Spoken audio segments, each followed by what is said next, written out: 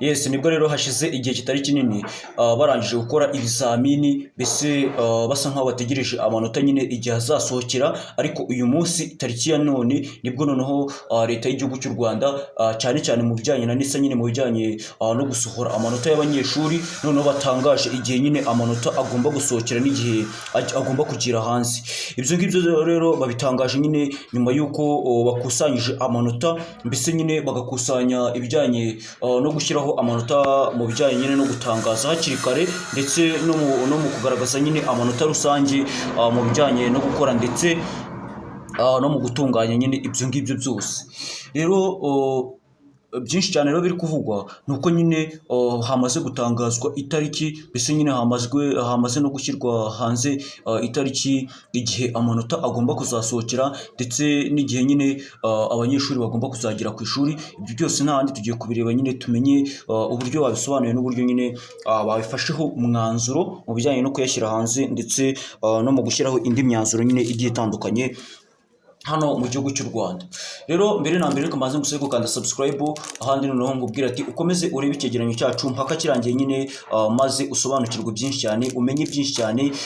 umenye uko uhagaze nyine mu bijyanye no kumenya ndetse no mu gusobanukirwa nyine uburyo amanota ameze n'uburyo bagiye kuyasohora hano mu gihugu cy'u Rwanda.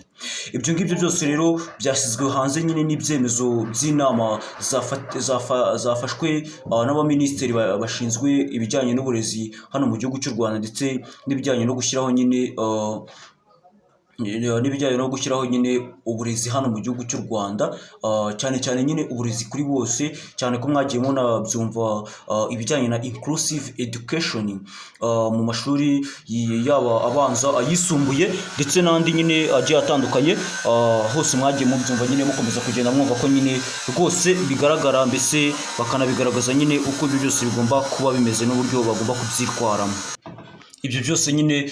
abaminisitiri ba hano mu gihugu cy'u Rwanda bakomeje kugenda batangaza ko ari ishema ku banyarwanda, kugira ngo nyine hamenyekane ndetse hatangazwe n'amanota ajyanye nyine n'uburyo bakoze, ndetse n'uburyo nyine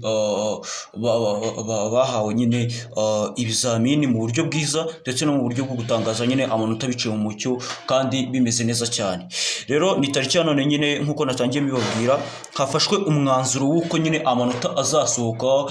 ku itariki 9 z'ukwezi ku itariki 5 z'ukwezi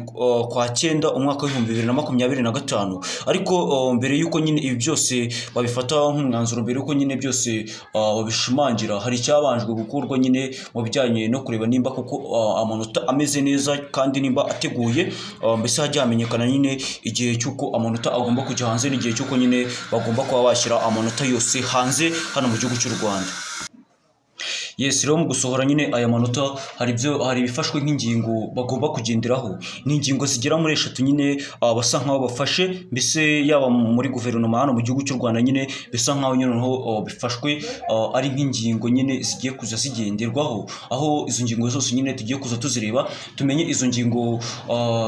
zigenderwaho gute, tumenye n'uburyo zigiye kujya zubahirizwamo hano mu gihugu cy'u Rwanda mbere y'uko nyine hatangizwa amasomo y'umwaka mushya wa 2025-2026 nyine, cyane ko nyine ari uko babibara ndetse ari uko nyine tubifata muri rusange. Ingingo ya mbere ni bijyanye no kubaka amashuri nyine, ubwo no kubaka amashuri menshi nyine hagamijwe kureba ko nyine abanyeshuri ubucucike bwabo bwagabanuka, mbese nyine hakajya hatangwa uburezi noneho nta kibazo na kimwe gihari, mbese nyine mu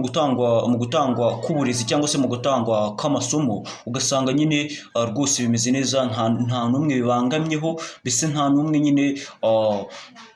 bifitiyeho ikibazo ku buryo nyine wenda ashobora kuba yagira impungenge cyangwa se ashobora kuba yagira ikindi kibazo, cyane cyane ko nyine ari nibyo biri muri gahunda ya leta hano mu gihugu cy'u Rwanda. Ingingo ya kabiri ni uburyo bagiye badiringa nyine ku masaha yo gutaha, mbese nyine amasaha abanyeshuri batahiraho. Ubusanzwe amasomo mu duce dutandukanye two mu gihugu cy'u Rwanda yatangiraga saa 2:30, mbese nyine hakaba hari n'amashuri yatahaga saa 10:30, andi agataha saa 11. Ibyo byose nyine byakorwaga hano mu gihugu cy'u Rwanda bitewe n'uburyo nyine ikigo kimeze ubwacyo. ariko ubusanzwe ibigo byinshi nyine byatahaga saa 11 mbese nyine niyo masaha yo gutaha, ariko uko bakomeje kugenda bafata umwanzuro nyine niko bakomeje kugenda banadiringa ku buryo ibyo byose nyine bigomba gukorwa mbese bikanakurikizwa, nibwo nyine bakomeje kugenda bavuga ati ese koko ubwo batahaga aya masaha ya n'aya nta kindi twahinduraho cyangwa se nta kindi twakongeraho. Ibyo byose nyine ni byakomeje kugenda bivugirwa mu nama y'ibyemezo by'abaminisitiri mu bijyanye no gushyiraho amanota ndetse no gusohora amanota muri rusange nyine, ugushyiraho ibyo byose nyine mbese no gutangaza ibyo byose. Rimwe na rimwe rero hano mu gihugu cy'u Rwanda hari ibijyanye nyine no kugaragaza impano ndetse no kugaragaza ababaye abambere mu bijyanye no gutanga amanota ndetse mu bijyanye no gushyiraho amanota, ariko ibyo byose nyine ni ishema kuri buri munyarwanda. Ingingo ya gatatu rero ni uburyo nyine amasomo agiye kujya atangwamo mu buryo nyine bwo gutanga amasomo ndetse no mu gushyiraho amasomo mu bijyanye no kongera nyine ayigwaga cyangwa se mu bijyanye no kongera mu yafatwaga nyine hakongerwa mwandi, mbese nyine hakamenyekana n'uburyo nyine ayo yose azajya afatwamo. Ibyo ngibyo byose rero nibwo nyine bakomeza kugenda bafata umwanzuro w'ibyo byose, bakomeza kugenda bavuga ati rwose wenda hafashwe umwanzuro wo kujya higwa amasomo agiye atandukanye, ariko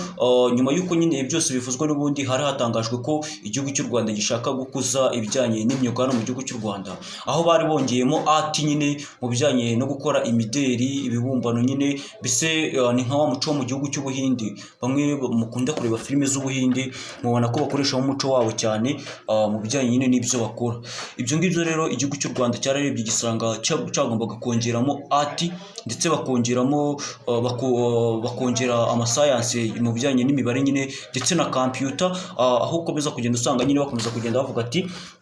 umunyeshuri wiga mu bigo nyine bisanzwe ugasanga arangije kwiga nyine atazi n'imashini, atazi no kuyasa, bakomeza kugenda basanga nyine ibyo byose bikwiye kandi ari byiza kuri buri munyarwanda wese wa hano mu gihugu cy'u Rwanda, ku buryo nyine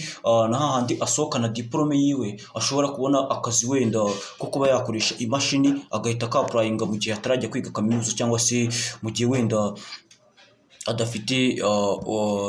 igisubizo cyo kuba yagana nyine kaminuza muri rusange. Ibyo ngibyo nyine byakomeje biganirwaho, bakomeza kugenda bareba uburyo byose babishyira ku murongo, mbese bakomeza kugenda basobanura nyine n'uburyo byose bigomba kugenda nyine muri rusange. Nibwo rero nyine bakomezaga kugenda babigaragaza bavuga ati koko birakwiye ndetse ni na byiza cyane ko buri munyarwanda wese yumva agaciro ko kwiga, akumva n'agaciro k'amasomo nyine mu bijyanye no gushyiraho amasomo muri rusange, dore ko ari kimwe nyine mu kimenyetso kigaragaza umunyarwanda neza, mbese kikamushyira nyine aheza, kubera ko byose bikwiye kandi ari ishema kuri buri munyarwanda wese. Ngibyo rero nibwo nyine hafashwe ibyemezo cyangwa se icyemezo rusange cyo ko nyine amanota agomba gusohoka n'uburyo agomba gushyirwa hanze, byose nyine bikaganirwaho, mbese nyine bakamenya n'igisubizo cyabyo, mbese n'igisubizo kigomba gufatwa hagati y'ayo masomo ndetse no mu gutangwa k'ayo masomo. Reka nkubwire ameze ibihe byiza, kubitse ko kiri kuri Roger Entertainment, ngusabe gukanda subscribe nk'ibisanzwe ntugende utayikanze. Ciao ciao.